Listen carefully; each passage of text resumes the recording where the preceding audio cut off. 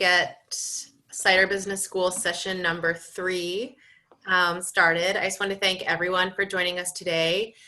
Thank you to our partners, Ekos, in this awesome program that I think has really delivered so far, and I'm really excited for this one.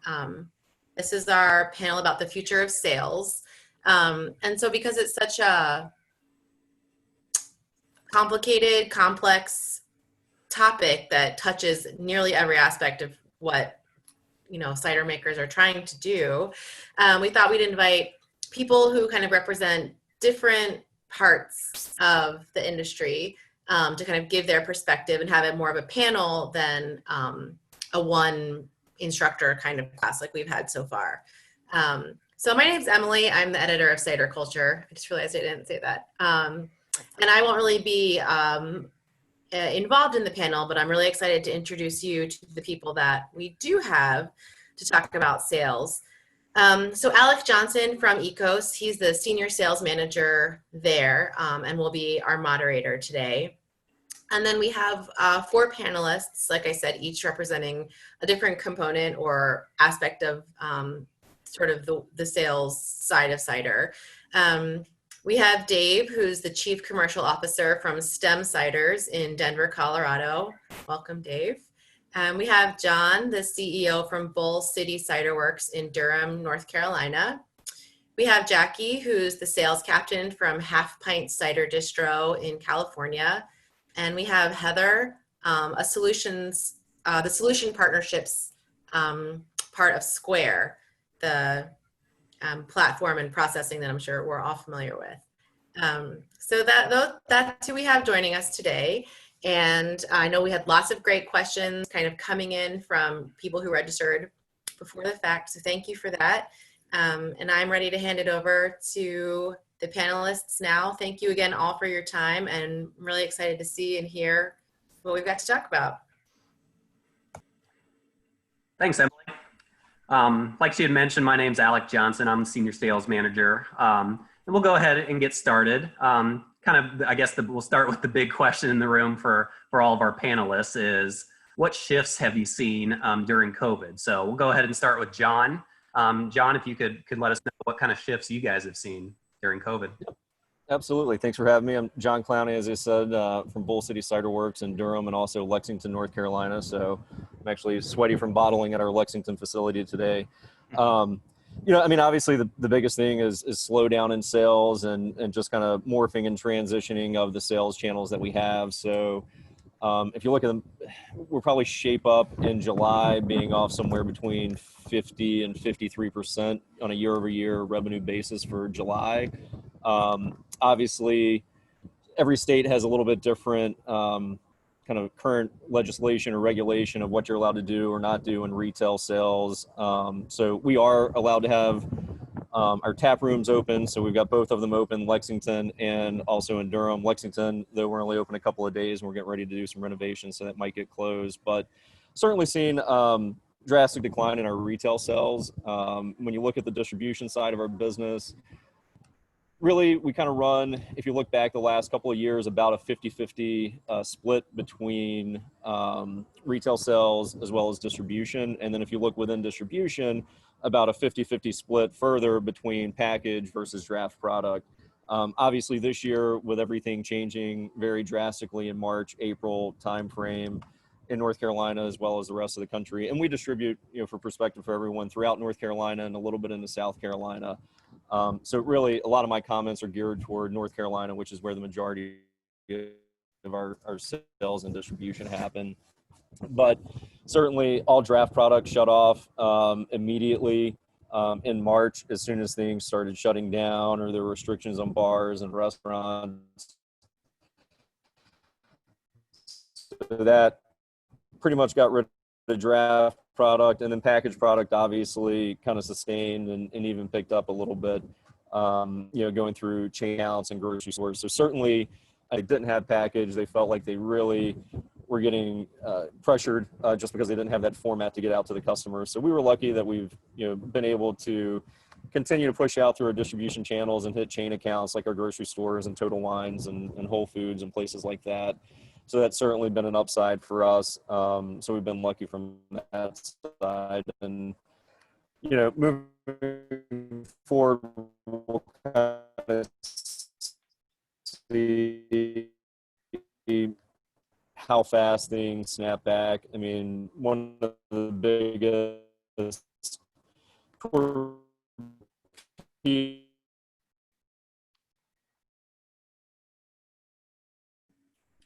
I think we lost you there, John.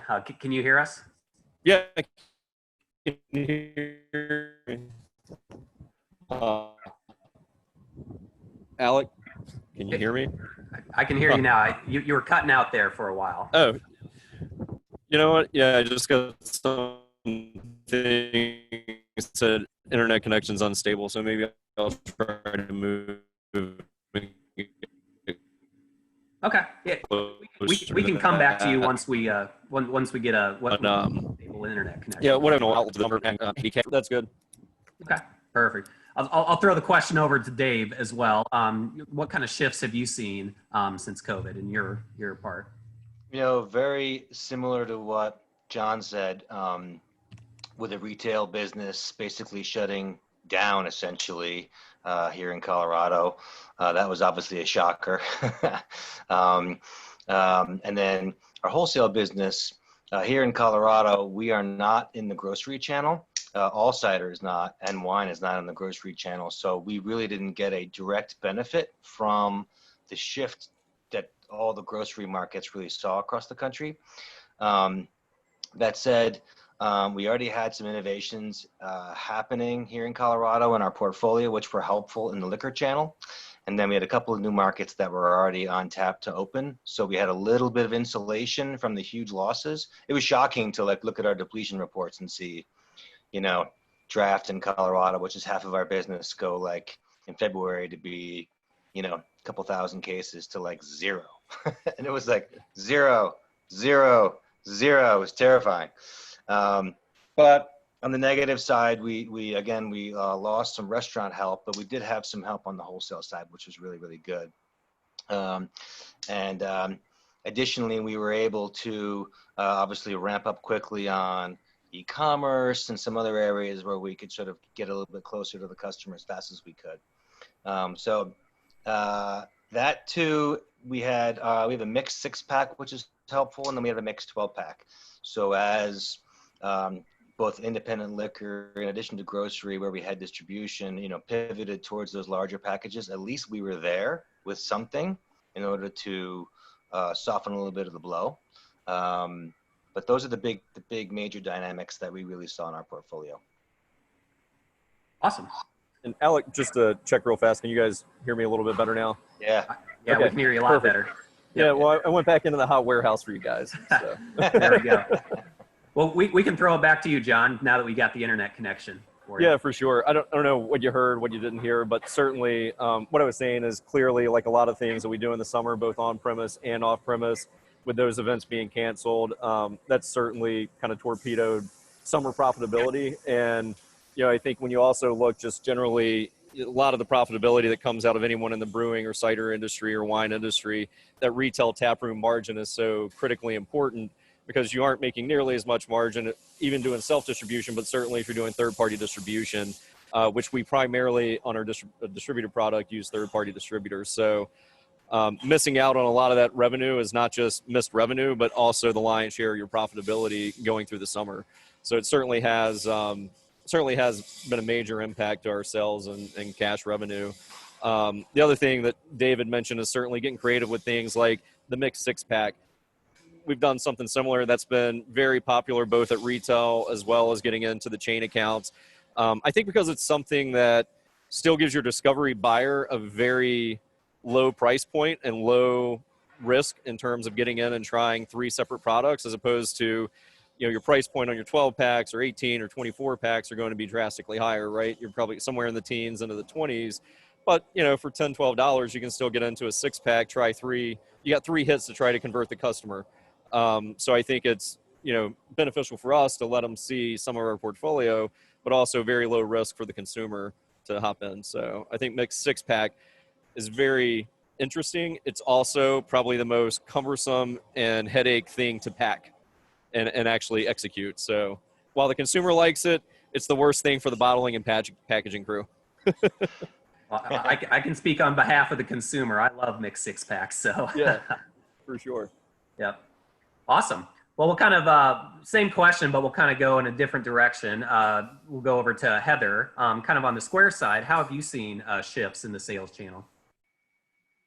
Hey everyone. So again, my name's Heather. I work on our solutions partner team at Square, but I've been here for about 4 years, and I work specifically with breweries, actually funny enough, for 2 years. So I think it's been really interesting to follow the trend from the Square side of things, or technology partner side of things. At a super macro level, because we're kind of sitting above tens of millions of customers and watching those like big lines start to shift. One that was quite significant was that 50% of our retail and restaurant subscribers moved online in a matter of a month. And like 50% might sound surprising, it might be affirming to what you know, but that's like millions of people moving online in a month. So it was like a wild time for Square. It was like all hands on deck to get businesses online. But two things that I think came out of that, because that was the immediate reaction. The two secondary pieces were, how do you reduce fraud and risk? Because these are new parts of your portfolio, like a new channel. Getting online, like the branding, the imaging, that makes sense. But I think understanding like fraud and risk is a big piece of it. Whether using Square or not, like definitely explore that and make sure you're covered. And then the secondary piece is making sure that you're reducing friction to purchase. So what that means is either like including links in any kind of emails to purchase inside of the email, or if you're marketing yourself on Facebook or Instagram, that you have the shoppable links. And I can speak to this like as a consumer myself. I never used Instagram to make purchases pre-COVID, and now it's like, if I can click through in 2 or 3 clicks and I'm making that like midnight purchase, let's say, like I'm probably gonna do it. But if you're asking me to fill out 10 fields or go through like 4 different pages, it might take me like a little bit longer, and you might like lose me in that process. So we're trying to partner with businesses to make sure, like, how do we work with you to make sure we like reduce that friction and make it like a one-click purchase experience. A few of the other insights.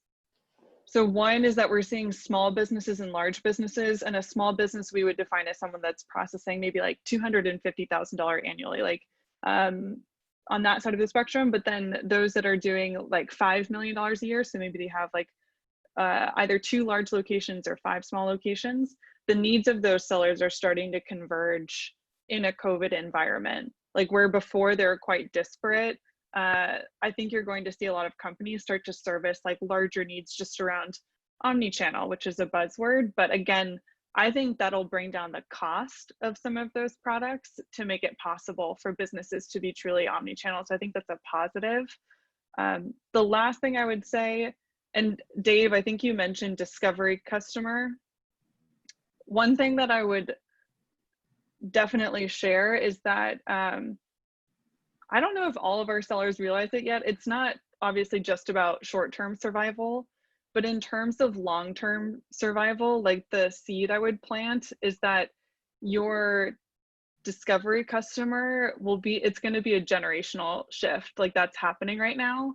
And that's not just like a millennial, that's a Gen Z. So I feel like this is the time we're seeing like Square sellers are like pausing to think about, what does that mean? Like my new subset of buyers that are going to be really meaningful, they look completely different. So it's like evaluating what are the channels you're using for marketing, what are the channels like you're selling through, like what kind of grocery stores appeal to them. So I think it's like a lot of questions. We don't have all of the answers to those yet, but I think it's just understanding that generational shift has been like really interesting speaking with Square sellers about. Absolutely. Yeah, that's great insight into it. And we'll go to Jackie next. Kind of how has the model shifted on your end? I know being distribution, it's probably shifted pretty heavily for you guys. It really did. Things look a lot different than they did back in the middle of March. So we're a distribution company mainly for cider in California. So we, have to follow all the California laws and all of the COVID guidelines and everything. So what we did starting on Monday, March 16th was we made our team completely remote. So they used to be out in the field, visiting accounts all day, every day. And then poof, Monday morning, they're changed to remote. So it was a big pivot for us, but you know, we're making it work.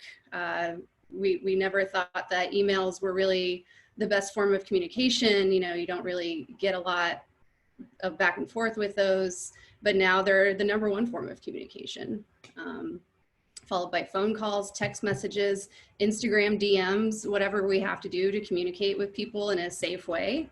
That's, you know, what we're doing. So that was a big change for us.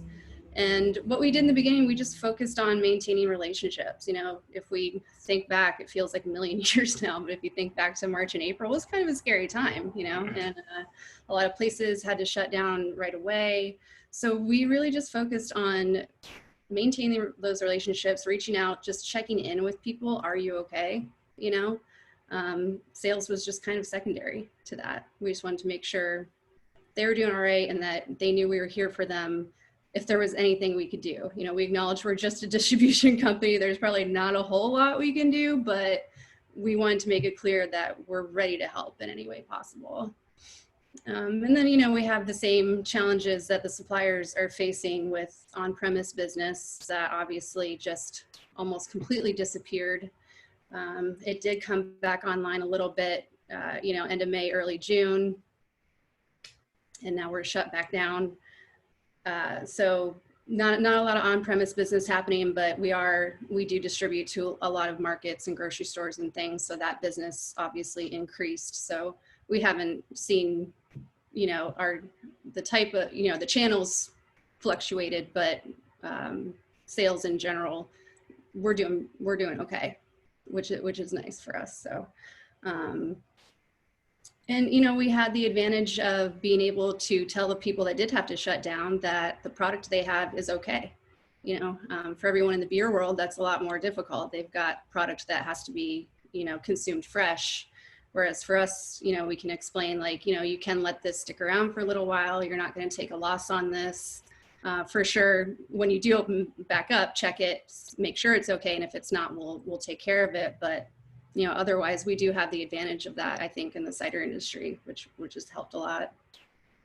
So yeah, we just kept up with continuous check-ins, regardless of whether a place could bring product in right now or not. I don't know if this happened for anyone else. Bevmo might only be out west, I guess. Bevmo bottle shops, are you guys familiar with those? They closed to foot traffic completely for a while. So everybody had to order product online. And so if you're a small supplier who's not super well known, you know, independent craft, customers weren't finding us. You know, they weren't finding those products on the Bevmo website. They were just finding big beers or spirits, things like that. But again, we just kept up with the contacts, kept the relationships going, sometimes sent care packages out to partners just to say, hey, we hope you're doing okay. The people working in those places were, you know, going through a real tough time. So anything we could do to make that a little bit easier, we just tried to do that. And, you know, everything's, I wouldn't say normalizing, but everything's kind of leveling out and adjusting to the new normal. And places are ordering again. And we've actually returned to some in-person visits, but we laid out really clear guidelines for determining whether an in-person visit was absolutely necessary. You know, the health of our team members is #1 priority. Secondary to that is, or, you know, equally important to that is the health and safety of our partners, our customers. You know, so we don't want to be going out visiting a lot of places if it's not necessary. So we've been really careful about that, but we have started up a little bit of the in-person visits, and they're going pretty well. Most people appreciate it as long as you're very careful about it, give people a heads up that you're coming and get their permission to come in. And so that's where we're at now. Awesome. Yeah, I think that's the key word, the new normal. I think everybody's trying to achieve that, and how we get to that point, that's the $1,000,000 question. And kind of on that topic, I'll send this back to our cider makers. What have you seen during these past 4 months? Like what is working, what isn't working for you guys during the pandemic?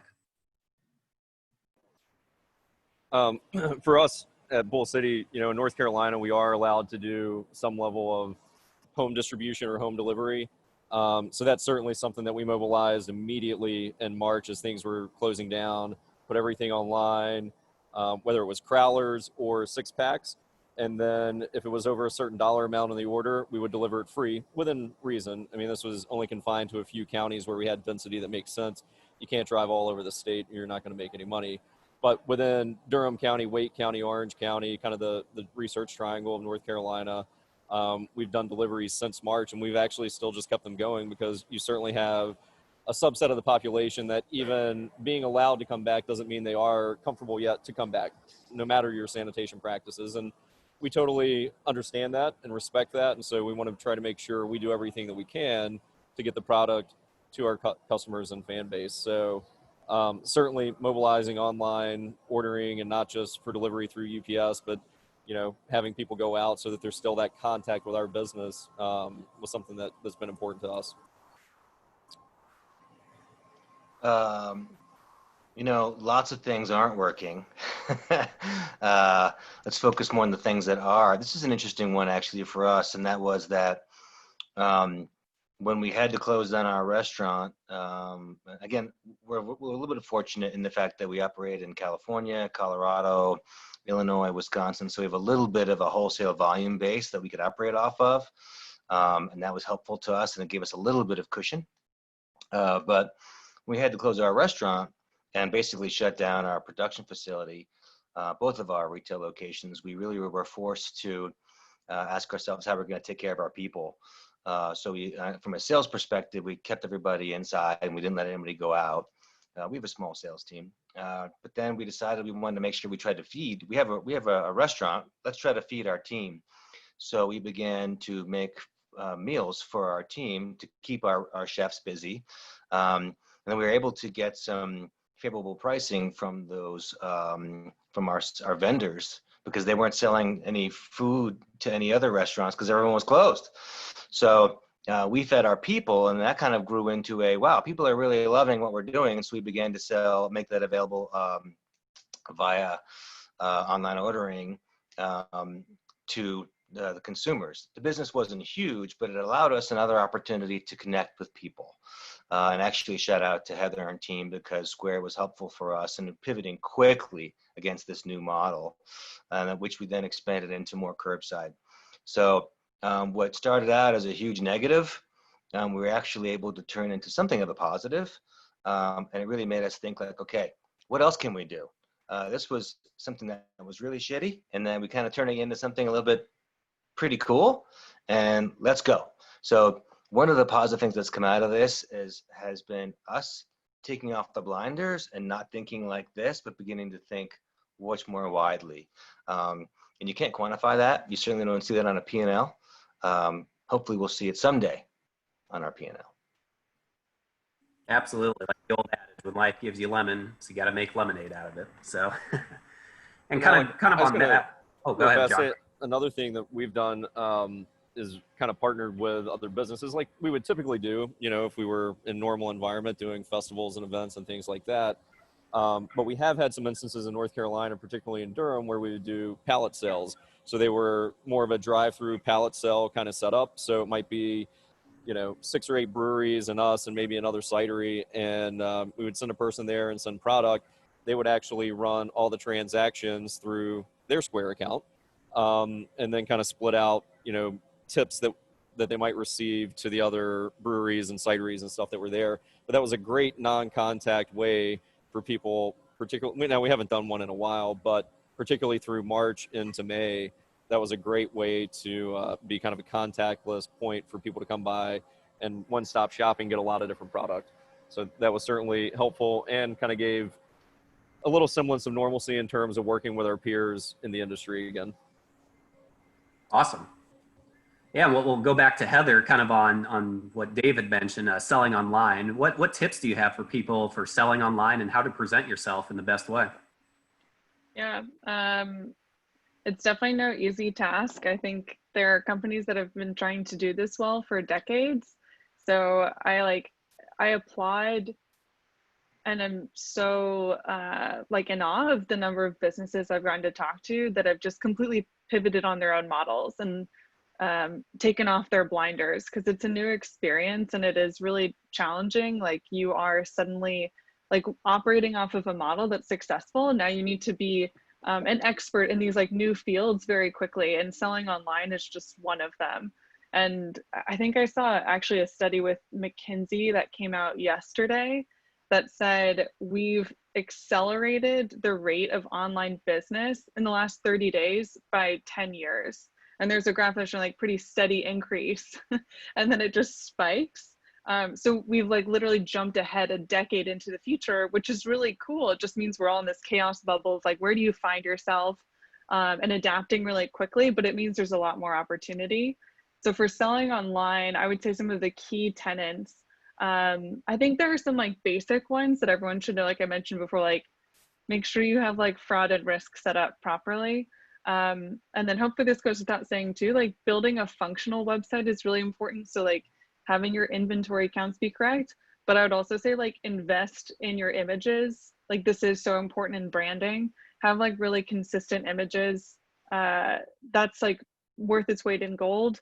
And then I would also say, and I mentioned this before, is like Instagram is like, it truly is like a new channel that I think is untapped. Like I think businesses they're on Instagram, like everyone has Instagram accounts, but I've seen people be reticent for some reason to create like the actual shoppable links, which doesn't take that much time, but again, goes such a long way. Because if you're advertising in a post, let's say like, here's what we have available this Friday, or even if it's, let's say like it's actual like merchandise or retail, like bags or hats or something that's like quite easy to make a purchase on.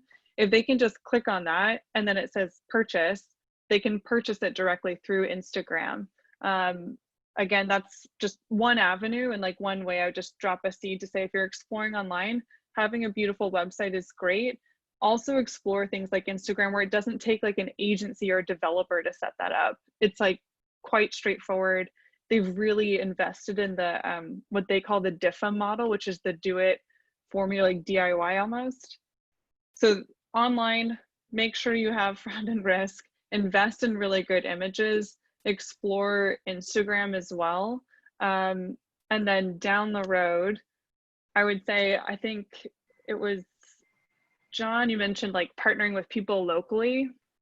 An idea that I would also throw out, everyone knows what an influencer is these days. I'm not saying like hire an influencer, but I've seen some businesses try a really cool strategy, which is almost like working with micro influencers or people that are in your community. So like individuals, not even businesses, help you promote your product. And maybe that doesn't require signing a contract and paying them like $1,000 for a post. Maybe it means like offering them product or a palette or like goodwill or good faith, because we've seen so many people come to the table to offer up services and be like very generous during this time. So again, partnering with like individuals in your community could be a really cool idea. I'll actually pause there. Hopefully that's enough food for thought just to start. Yeah, no, absolutely. That's great. That's great advice. And for Jackie, kind of on the marketing trends that Heather had mentioned, what are you guys doing for your customers on your side for marketing? Marketing honestly hasn't changed all that much. We are very cognizant of what's happening in the world in terms of when we send our blast emails out. So again, early on with things, we didn't get too crazy with like, hey, we have these awesome products, bring them in. It was more like, hey, we're fully stocked with inventory. If you need anything, here it is. And then even when, the social uprisings started late May, early June, we had to be really careful then as well with what our messaging was, and just kind of like hang back a little and kind of read the room and do what was appropriate for the time and place. But other than that, it's just making sure that our digital marketing assets are just really on point and very accessible for everyone.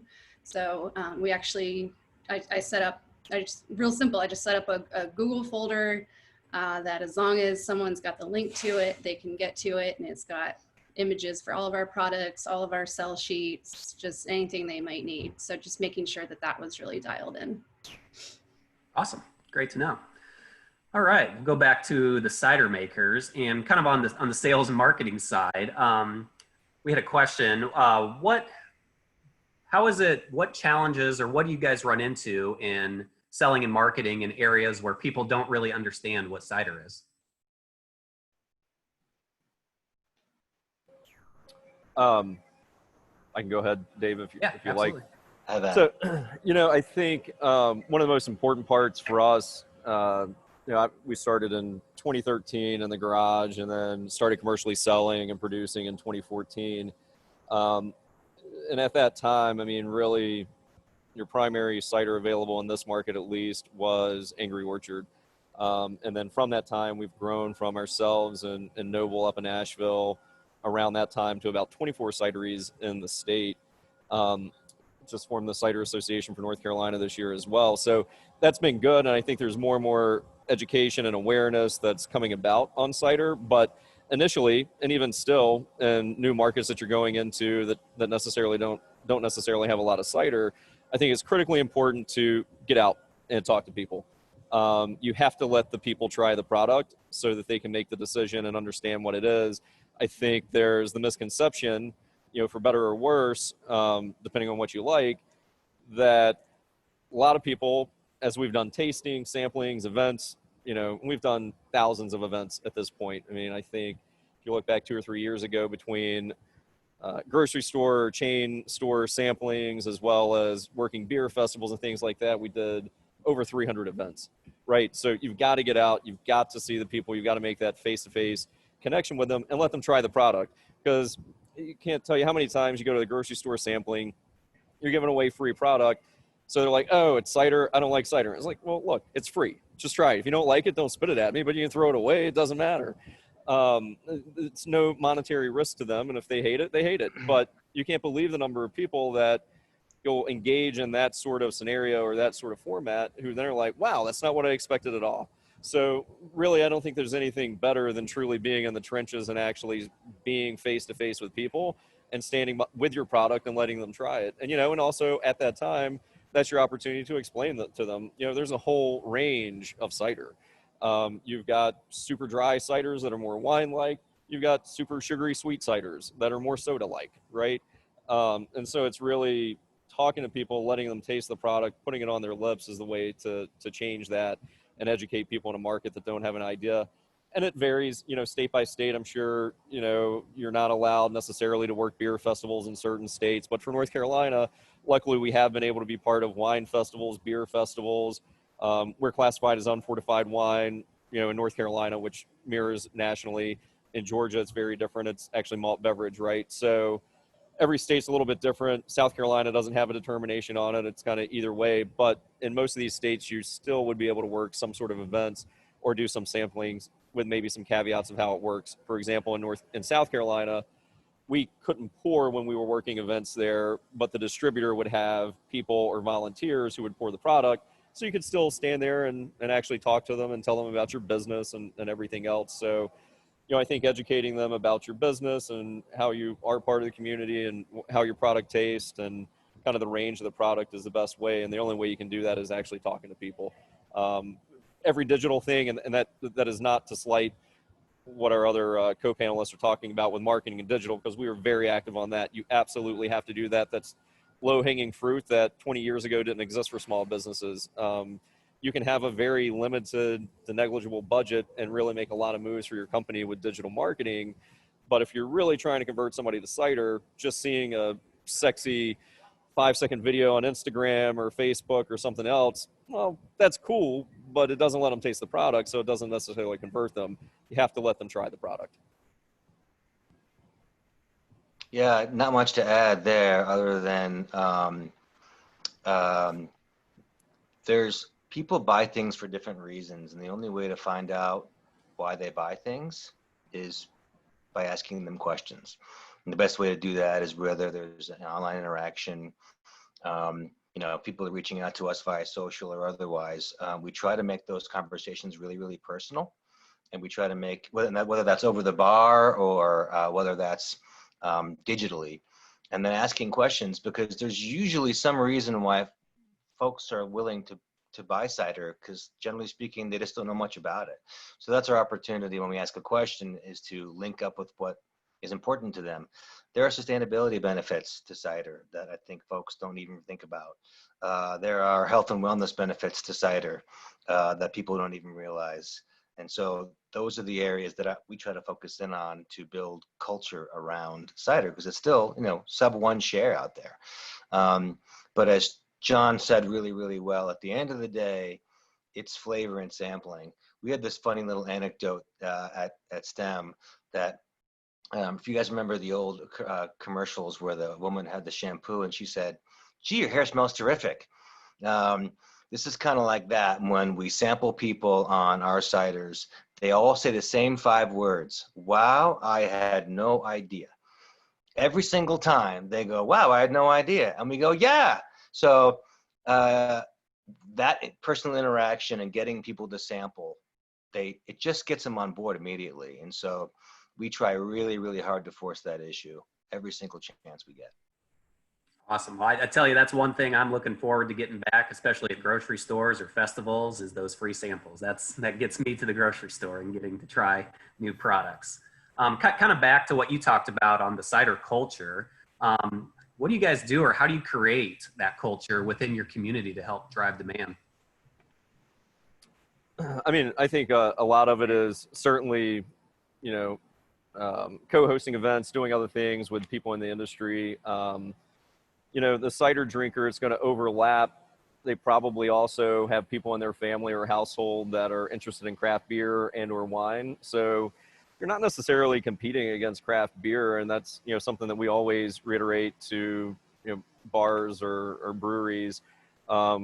If we're trying to do an event with them, or, we're trying to get a tap handle there, it's like, look, this isn't cannibalizing what you do. There's probably someone in the party who wants cider.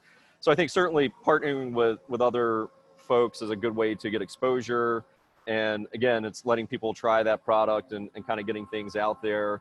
Another thing that we did when we were first starting up, and we've done since as well, Groupons, or I forget what the other company they own now is as well, but that's a good way. If you can do a tour that doesn't cost any money, right? You've got a person that hangs in on Saturday, or a bartender that's giving somebody a quick tour. If they get some very difficult question, then they can, run that up to somebody else and be like, hey, you know what? Why don't you talk to the cider maker on Monday? But that's a good way to bring people in, give them a free tour. Flights are a great way to let people try a range, a variety of ciders.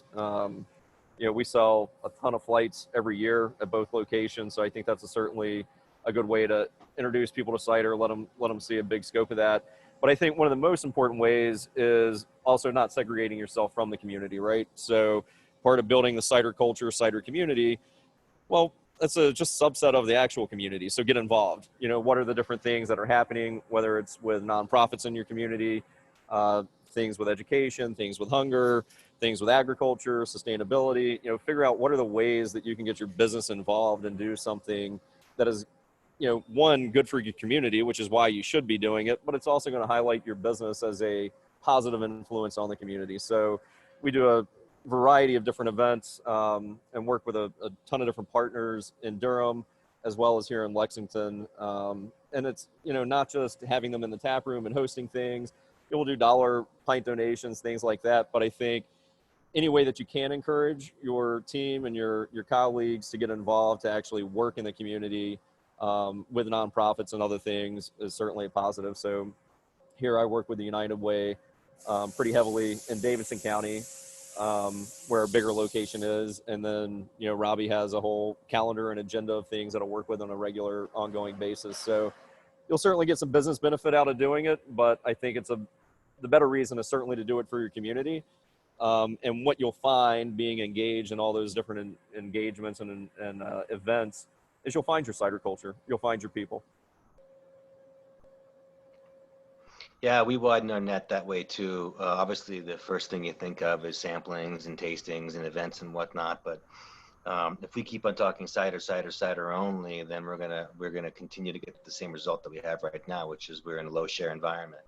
But if we widen the net and connect cider to what they're passionate about, whether that be the Denver Zoo or baked goods, we connect with folks via their favorite foods and try to include cider into that conversation. That's been really helpful to us. We have a cider called the Salted Cucumber here, which is made in concert with a pickle company in downtown Denver. I'll tell you, pickle people, those people are crazy. Yeah. So, and the advocacy that we get, it's literally to the power of 2 or 3 when we connect through something interesting like that. So, I came from a craft beer background for my whole life. I'm really very new to the cider world, and this world seems to me to be very much like craft beer was years ago, where when I first started, we were really trying to validate craft beer, and it was just sort of like tiny, and we were like, a rising tide raises all boats, a rising tide raises all boats. We're sort of in that place now, I think, where we're really speaking about validating this category, and a great way for us to do that is to continue to advocate for each other. So that community not only is outside of us, but certainly it's inside of our own bubble, and the more that we can resist the temptation of fighting and market share, the better off we'll be. One last point I want to make too about cider as a valid category. When I look at IRI data, and if I look at craft beer styles, like in Raleigh as an example, John, or in any IRI measurement market. So I look at IPA, pale ale, amber, and all that kind of stuff. And if I include cider, which doesn't have styles, but it's just cider, when I include the total volume, dollar volume of cider in there, it's usually top 5. Mm-hmm. So like IPA, pale ale, something else, cider. Yeah. Which tells me that if a retail account has 10 draft handles, one of those should be cider. Yep. Without question. Like if they have 5 draft handles, one of those should be cider.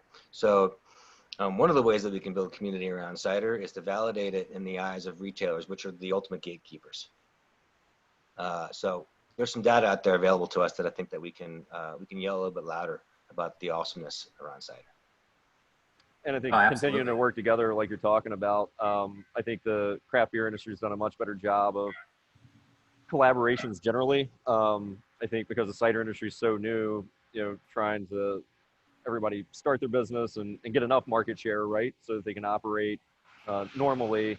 But I think certainly moving forward, continued collaboration and working together across cideries is going to be a big part of helping spread that message, because you can touch that much more fan base, right?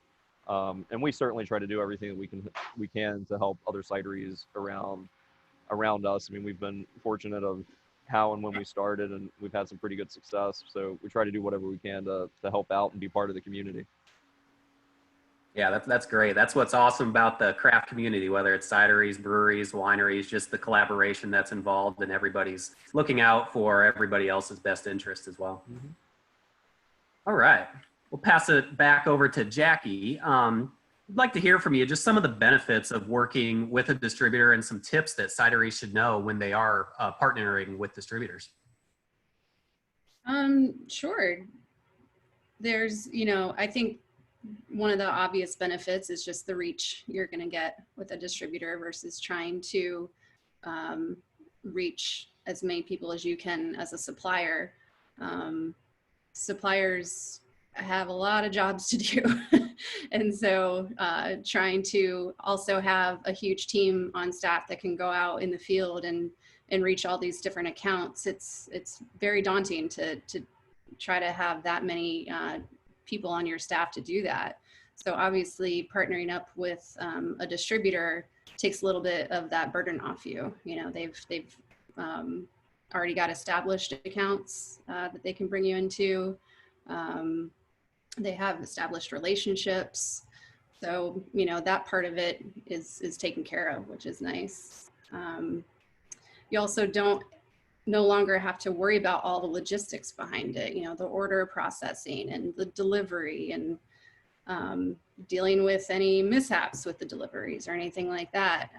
Just takes a huge burden off the supplier's plate when they're no longer dealing with those things. So it really helps you to focus specifically on your brand awareness and your brand growth when you're not having to think about all the other things that go into selling your product.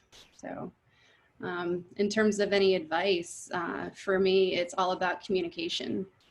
You know, upper management needs to be communicating with each other, as well as your brand ambassadors and your salespeople for the distributor. They've got to have really good connections with each other. They've got to stay in constant contact with each other. And you've just got to build up really good relationships all across the board between the supplier and distributor. That's how it's going to work out for both the distributor and the supplier. Yeah, awesome. That's great advice. Throw it back to the cider makers here. Really was waiting for this question, saw this come in. What are the top lessons that you have learned? What would you have done differently, or what are you glad that you did during startup? Well, I tell folks when I talk to them after starting their new brewery or whatever it is, like, look, I can tell you all sorts of stuff. You can do whatever you want to do. I'm just telling you from the experience of all the stuff that we've screwed up. So that's been a great learning lesson over time. But, and we've done a lot of stuff right, somewhat tongue in cheek. But I think one of the primary things for us, I mean, we literally started in the backyard. We would buy boxes of apples, crush them by hand. I'd actually chop them up, put them in a garbage disposal, a new one, a clean one, not a used one. And we'd catch them in a bucket and then hand press them. We'd spend 10 hours making 8 to 10 gallons of liquid, right? And then ferment it, and then it'd be terrible. And then we, finally dial in the process. And then we actually, as soon as we had something we liked, it's like, okay, well, let's go ahead and go find a lease and let's go get some money and start a bigger cidery. So I formerly worked in commercial real estate. So found a warehouse, old garage next to a junkyard car shop place. And, we got started there. So we started the company with a $100,000 micro express loan, which we've paid off at this point. But with that, it didn't include, they had changed since it was through the SBA. You could not use any of that money to buy kegs. None of it could actually go toward working capital. So basically it was $100,000 worth of equipment. And with that, we ended up, we erred on the side of the former partner that we had. We said, okay, well, if it gets bigger faster, we're not, $100,000 kind of the limit on the thing. So let's go ahead and build in some capacity here. So I think, made the error of buying more capacity with lower quality equipment. So we actually started a lot of our fermentation when we got started in 2014 commercially. We were fermenting in food grade plastic containers, and we insulated them with Armaflex and everything else.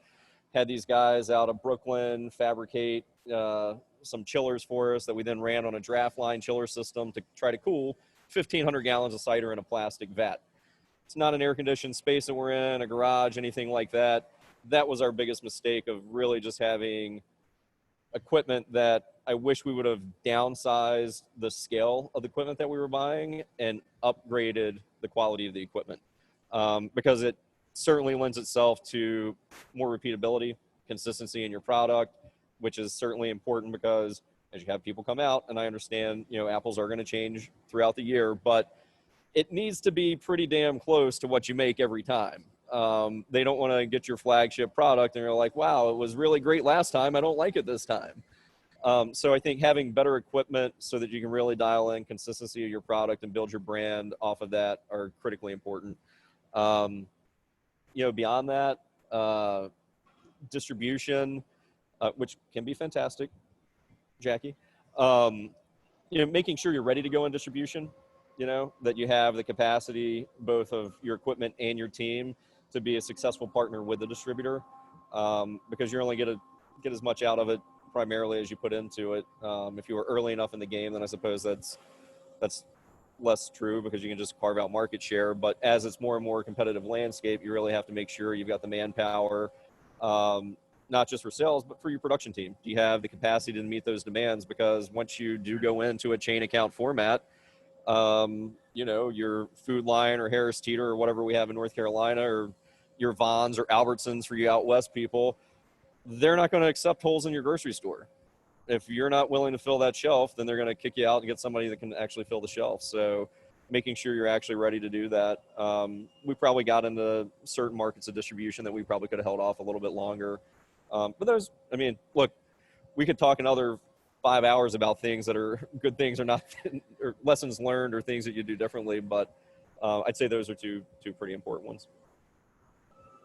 Yeah, I would suggest that perhaps if our CEO were here and our founder, he would echo the challenges that John had, finding money, using the money the right way early on. I would zero in more on just an unwavering, from the very, very get-go, focus on quality and putting systems in place to make sure that it's good, because if it doesn't taste good, you're done. And so that was a really, really key piece early on, was to make sure that we had a lab, and making sure everything is being handled properly. Our co-founder is a mechanical engineer and is literally anal when it comes to quality, which is great. And then secondly, as a guy who worked in craft for a long time and worked for a distributor for a while, I know that if I am not operationally predictable for Jackie, then I'm done. I have got to be operationally predictable for Jackie so that Jackie can be operationally predictable for her customers. And you know who Bevmo yells at when Stem Ciders, as an example, or one of her suppliers is out of stock? They yell at Jackie. They don't yell at the supplier, they yell at Jackie. And after a while, Jackie gets yelled at a lot because of a supplier. Then suddenly that supplier is not really in her top 5, at least in her heart. And so if we're not operationally predictable, not only will retailers get PO'd, but sales reps. I always say that if there's an out of stock once, it's a cute thing, and the sales rep says, it's a small cider house, and they're doing the best they can. If it happens twice, well, it's a coincidence. If that happens 3 times, that's a pattern, and that sales rep is just not going to push that product anymore. And if that becomes a thing for the entire industry, then we got problems. So for us, it was really about zeroing in on quality, and then zeroing in on making sure that from logistics to warehouse, we are operationally predictable for our customer. Our main customer is our distributor. Yep, absolutely. Well, that was great. I know we're running up on time, so I want to thank all you guys for taking part of the panel. If we could leave our listeners with one more piece of advice, if we could go around the table and just give one piece of advice, whether it's, for surviving through COVID or just any piece of advice you'd like them to know, we'd love to hear that. So we can start with Jackie on this one. On the spot. All right. Wow. Probably just reiterate what I've been saying. Really, it's just keep the communication flowing. Keep your relationships strong, regardless of what's happening, and adjust for what's happening. It's okay. It doesn't always have to be about making the sale on the spot and, just concentrating on that. It's more about keeping the relationship strong, whether that's between supplier and distributor, or between supplier and the customer, whether it's a consumer or an account. Just keep those lines of communication open. Everyone's going through supply issues right now. I know there's issues with getting enough delivery drivers, even sometimes is an issue right now in some places. So just making sure everyone is very aware of what's happening and when you think a resolution might happen. That's really key to making sure that as things improve, everyone will still want to keep working together, keep bringing your product in, consumers will still want your product. You just have to make sure that trust is built and maintained throughout everything. Awesome. That's great advice. How about you, Heather? Not to sound like a broken record, but I'm going to reiterate just to challenge people to try something new during a big time of change. So even if it's something really small or really big, maybe it's doing a collaboration with local a local pickle distillery. Like, I don't know what that looks like. We're seeing people try crazy things right now. My favorite example is if people heard about like Gap, the clothing company, was like heading towards bankruptcy, kind of following in the footsteps of J. Crew. And then, you know, Kanye West is going to do a line for Gap. And suddenly there's all of this rage around Gap. So it's like, I think now is the time to be really creative, not in a way that's like reckless and you're throwing tons of capital at it. But I think it's time to, again, just be really open, kind of take your blinders off. If it's as small as adding a shoppable link on Instagram, which takes like 10 minutes, try that. Or just think like really big with people in your community, because that's where like your core is. Especially when I think about the products I buy in Brooklyn, like it's 80% local. So just finding new ways to engage with them, but try something new. That's my advice. That's great advice right there. How about you, John? Off of mute. Yeah, a couple things. I think one thing, obviously, in the current period and environment that we're in, just be financially conservative. You know, we don't have an end date in terms of when things will totally renormalize. So from management side of at least an entire organization perspective, you know, keep your cash heavy. Obviously, you want to use it, you need to invest into things that are going to help you grow, which we plan on doing. We're looking at adding additional locations this year and into next year, but make sure you manage your business to keep a strong cash balance always available, just because it is very uncertain times. Who knows what happens going on, not in our industry, that impacts our consumers, right? I think there's still probably a lot of layoffs, other things that have to cycle through or going to cycle through the economy. So that is going to have some impact on our consumer base, not just ours, plenty of consumer bases. And then the other thing is, you know, just be engaged, be excited about what you do. If you're not engaged or excited about it, then no one's going to be engaged or excited about it. You're out trying to sell a product, promote a brand, grow awareness, all the things that we've talked about. Be excited for it. If you're not excited for it, you're probably doing the wrong thing.